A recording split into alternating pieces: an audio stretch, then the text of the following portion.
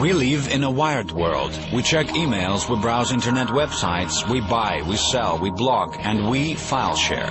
File exchange accounts for nearly half of all global internet traffic, but most of it is illegal. Any of us who downloads books, computer games, music and films from non-verified sources can be sentenced to prison. The recent verdict against the Swedish file-sharing website The Pirate Bay shows that global media companies have declared a full-scale war on internet piracy. But file exchange activists warn that the industry's fight for copyright may eventually put everyone's liberties in danger. That's why they're choosing a way of their own, and it is the pirate way.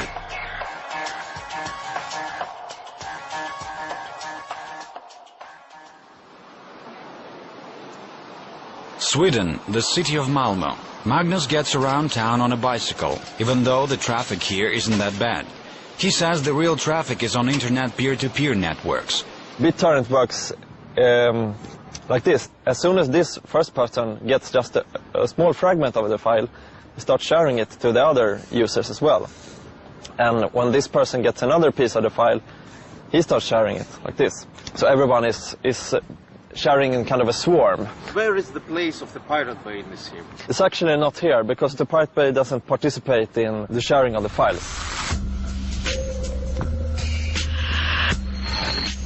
One of the 100 most popular websites on the internet, the Pirate Bay, has been provided users with links to thousands of media files since 2003. It was free for all the file sharers, but most of the files it was listing were copyrighted. It's not stealing, not morally, not legally. The way Swedish copyright law is written, you aren't actually committing a crime if you're just referencing to pirated material. But on April 17, 2009, a Swedish court found the websites for founders guilty of assisting in making copyrighted content available. We have tried a question here about whether these four men who have been prosecuted in this case have been acting to help others file sharing, and if that is a crime. Obviously it was. The Pirate Bay 4 were sentenced to 1 year in prison and ordered to pay $3.6 million in damages to copyright holders. I made a payment here, so I have this, I don't know if you can see it. I owe you 31 million Swedish. Just kidding. Since you don't have any money? Well, even if I had money, I would rather burn everything I owned and not even give them, you know, the final dust from the burning. But the International Federation of the Phonographic Industry, or IFPI, together with such media giants as Time Warner, MGM, and Universal, were claiming $30 million in lost revenues from Pirate Bay alone. Their lobbyists in Sweden presented evidence suggesting the site was a multi-million-dollar industry with offshore accounts and trust funds worldwide, allegations the Pirate Bay flatly denies. This is an ice hockey game, and the prosecutor won the first period, but there are 3 periods. So I'm convinced that we will score in the second period and win in the third. Days after the April convictions, attorneys for the Pirate Bay charged that Thomas Nordstrom, the judge presiding over the trial, was hostile to the defense because of his affiliations with Swedish copyright groups. All 4 defendants have appealed the decision in separate cases. That was a very important ruling by the court. It was an important message to other pirates, and we also found that some 30 torrent sites similar to the Pirate Bay but not as big actually closed right after that court decision had been made public.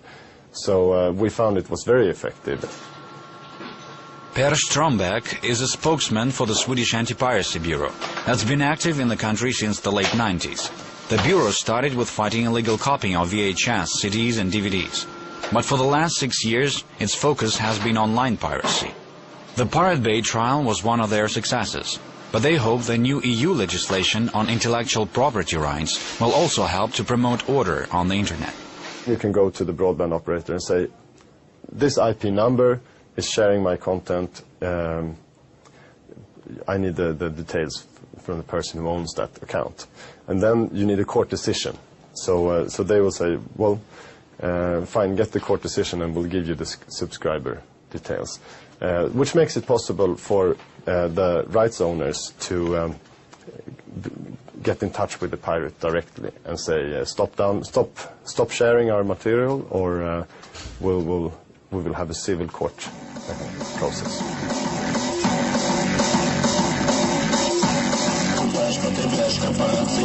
But this is exactly what many piracy activists claim to be a step towards a Big Brother society, where any person with a computer can be watched, listened to, and may eventually wind up in a prison cell. That's why they think it's time to protest. This demonstration was held in central Moscow in April 2009 to support the Pirate Bay website, while the trial was still on in Sweden. The internet legislation is absurd not just in Russia, but also in Sweden and many other countries. Say the authorities have started to press criminal charges against you. They've taken away your computer. But in the end, even if they can't prove any criminal mischief, they can always find something on your hard drive, because there's got to be something there you've downloaded off the web. So it criminalizes all internet users, and that's a very unhealthy situation. Sasha Bidding is known by fellow piracy enthusiasts as the copylefter. He and his friends have organized a number of protests to raise awareness among young people regarding the threats posed to the internet community by the current laws. Spray here. The letter needs some work. The sign says freedom, equality, piracy. Bidding believes they'll need it for their next demonstration, and he foresees many more. With him, it's not about being able to download music and films. It's about the philosophy of file sharing as part of human culture. Let's not talk about the video pirates, the ones that sell DVDs on the streets. Those are just vendors with nothing to do with our piracy concept or with file sharing. They're just running their business, and I think that's pretty shady from an ethical point of view.